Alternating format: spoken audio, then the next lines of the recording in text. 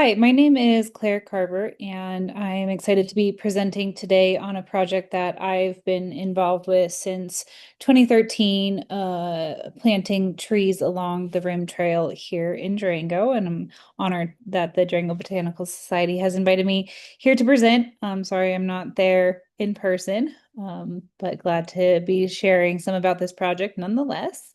So let me pull up a few slides here. All right. So the project I'm looking forward to sharing with you today is the Peter Carver Memorial Forest along the Rim Trail in Durango. So the forest was first envisioned by a close family friend, Paul Wilbur, upon the passing of my brother Peter in 2013. So Peter was over at Paul's house one day shortly before he passed away, and Paul was working on a design for the Rim Trail and a bunch of trees that were going to be planted, perhaps in that area. And Peter was very adamant that Chapman Hill needed those trees. So following the passing, I worked closely with Paul and a bunch of other community members to start planting a forest up there. We said that one tree wasn't enough to honor my brother, and we are going to plant an entire forest. So that's what we've been working on since 2013. We've had a lot of community partners, and I'll touch more on it later, but primarily City of Durango, Great Outdoors Colorado, Fort Lewis, and Durango Trails have been some of our core supporters of this project, and countless volunteers in addition to that have contributed to this project. And it's been hundreds of various hours in that component, and it really truly is a community forest.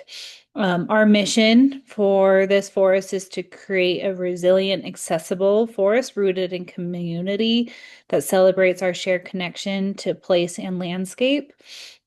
We really want the citizens and visitors of Durango to come to this place and feel a connection, both to the forest as well as the greater Animas Valley. Um, so some of the kind of visionary components of this is to create a living canopy of in Durango. So that say call it an arboretum, which has kind of some components of education, moments for reflection, areas for recreation, as well as resilience for the climate. We really want this to be somewhere that is year-round accessible. So the Rim Tour corridor, everything from the Sky Steps to the Lion's Den, is something that we envision the forest continuing to grow within. And then one of our kind of core drivers for this project has always been community engagement. This is truly a volunteer project, and it's always amazing of who shows up and really wants to support this project. Everyone from family and friends to simply people passing by using the Rim Trail that want to get involved. So, kind of what have we done to date? We've planted over 100 trees along the Rim Trail, and those have come in kind of various phases. We started with just 5 trees in 2013, the year my brother passed away, and then have had a couple various big planting years, including 10 trees that were planted this last summer. One of the things that has happened, unfortunately, is as other families have lost loved ones, um, people have come together to plant groves in memory of those. So that's been a really touching way to honor other community members. The project has raised over $200,000 to date through grants, donations, and in-kind services. Those have come from over 120 individuals and families. So again, it's really a project that has touched hundreds of different people, and we're always just so honored to see who shows up to support this project. We guess over 800 volunteer hours have gone into planting the various trees. We have these really fun planting days. I'll have some pictures here coming up. But anywhere from 30 to 50 people show up and rake or mulch or plant trees, fencing, everything in between. And they're really fun work days. Um, the geology overlook was built in from 2015 to 2017, and then recently in 2017 we ran irrigation along the rim trail. So we have various sites with quick couplers where we can plug in a hose splitter. So that's the picture off there to the right, and run 4 hoses per quick coupler at a time. We have 2 of those. So during the hot summer months, we manually water all the trees, and that's a huge improvement from previously when we were bringing up water just in the back of a truck in 5-gallon buckets to water all the trees. So since the irrigation was run, we've been able to really maintain, and the trees have grown tremendously with that. So, touching on the geology overlook component, my brother was a geology major at Fort Lewis at the time of his passing. So, we really wanted to kind of honor that aspect of it. So, we were able to secure a GoCo grant in partnership with City of Durango and Fort Lewis.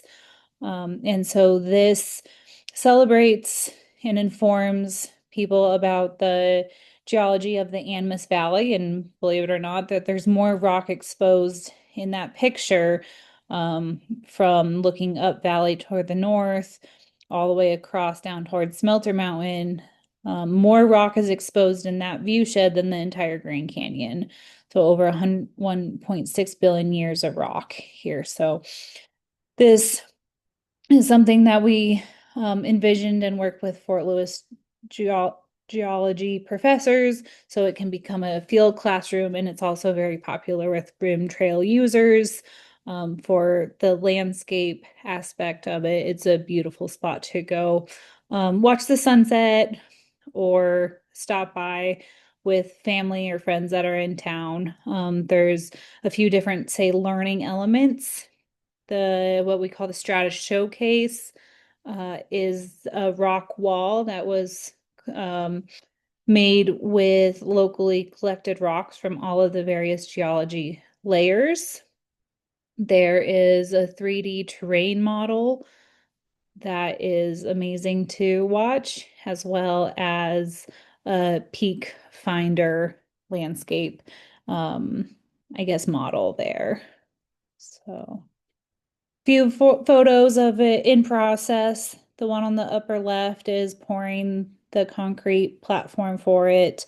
The bottom left one is it's pretty much done there. And then the one on the right has the interpretive signage on it to explain all of the various landforms that were once existing in this very same place and what rocks came out of those different landscapes.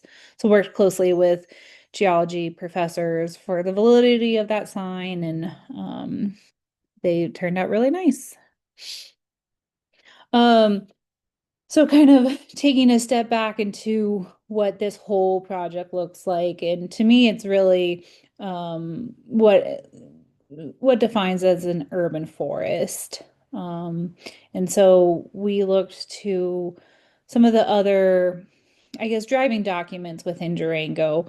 And so I found this quote pretty powerful, but tree planting in Durango should always be a top priority, as the community forest is critical to the quality of life and well-being of area residents.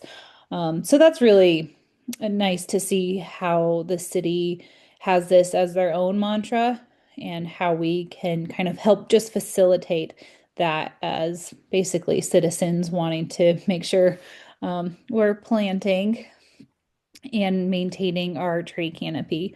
So up at the forest, like I said, we've planted over 100 trees, and we have a variety of species up there, primarily native and endemic species to the area.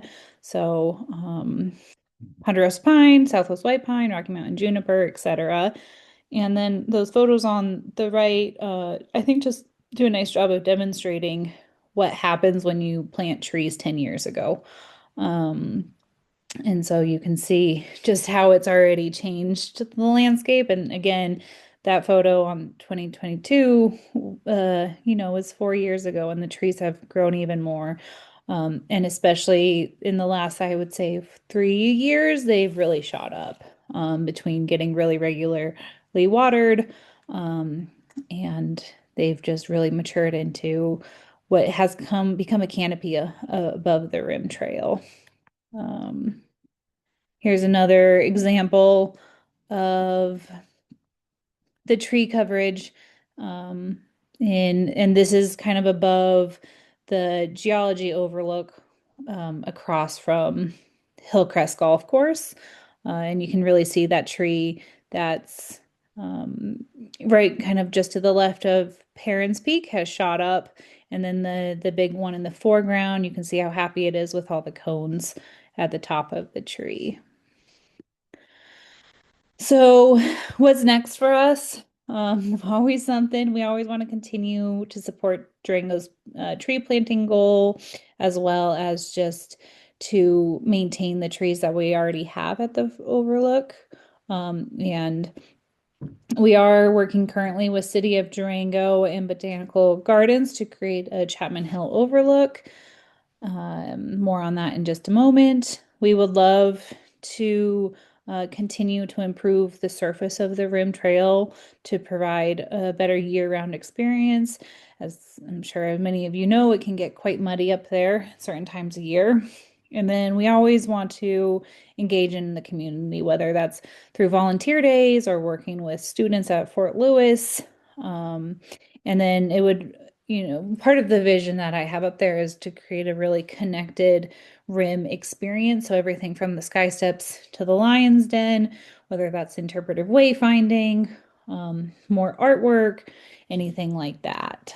So I want to touch about this exciting project that is kind of in the early state planning stages, but is slated to happen in the next few months when the city of Durango decided to put a bunch of money into the Chapman Ski Hill and replace the old rope tow with a Palma lift. There was some construction that happened at the top in order to make that happen. And we want to work with City of Durango to really create a kind of a new overlook in that area. If you're standing at the top, you get an amazing view of the Animas Valley. And you're also looking right onto all of these amazing improvements onto Chapman Hill, from the lift to the night skiing lights. And the kids are going up and down Chapman, and it's a really fun environment. So trying to celebrate some of the legacy of in-town skiing. We're really fortunate that we have an amenity like this right in town.